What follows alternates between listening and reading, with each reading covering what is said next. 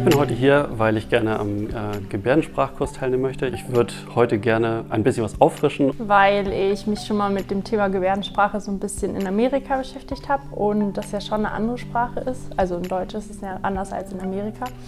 Und deswegen dachte ich, das ist auf jeden Fall interessant, so wenigstens die Grundkenntnisse zu kennen. Ich bin hier, weil ich als Beauftragte für Studierende mit Behinderung und chronischen Erkrankungen mich für dieses Thema interessiere und ja, einfach neugierig bin darauf. Ich kenne mich überhaupt nicht gut mit Gebärdensprache aus. Ich selbst habe nur das Alphabet gelernt und kann ein paar Gebärden. Meine Tochter hat gestern im Kindergarten ein bisschen Gebärdensprache gelernt und leider darüber hinaus weiß ich noch nicht viel. Ich finde es sehr, sehr spannend, mich damit auseinanderzusetzen und mich auch in die Situation hineinzuversetzen.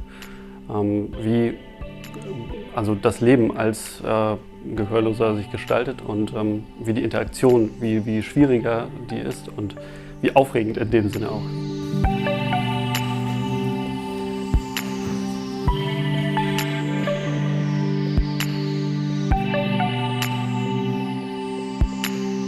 Ich habe sehr viel über die Gebärdensprache gelernt und auch einfach über die Entwicklung und die Besonderheiten im Umgang mit gehörlosen Menschen. Dass man sich selber gar nicht so komisch dabei vorkommen muss, wenn man irgendwie mit den Händen gestikuliert, sondern dass das eher eine Hilfe ist, auch für die, uns zu verstehen. Sie hat ganz viele Gebärden gezeigt, aber ich glaube, was mir noch am besten in Erinnerung geblieben ist, ist zum Beispiel Apfelessen. Ich weiß nicht, mache ich das richtig? Der Vater. Ich glaube, das war das Zähneputzen.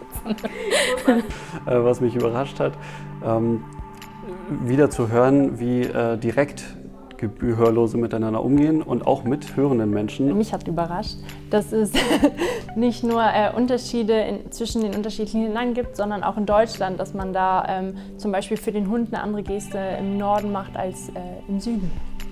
Überrascht hat mich tatsächlich der Reichtum der Gebärdensprache. Auch wenn das vielleicht eigentlich selbstverständlich ist, aber dass es wirklich für alles einen Begriff gibt, das hat mich überrascht.